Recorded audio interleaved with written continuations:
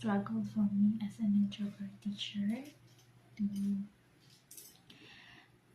to be with many kids. So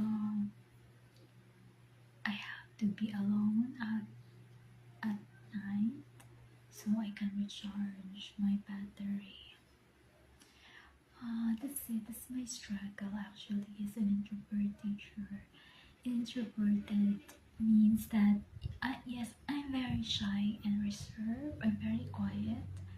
But an introvert means is that you want to be alone to recharge yourself. It doesn't mean that you are antisocial, but you're just protecting yourself because you get low battery after meeting a lot or so much people, and you need to recharge again so that you can next day you can again perform. So that's how I recharge.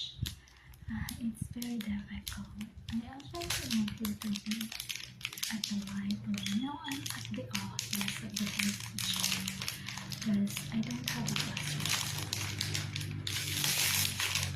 I don't have a classroom. So this is my lunch. This is Skyflakes. This is my lunch. I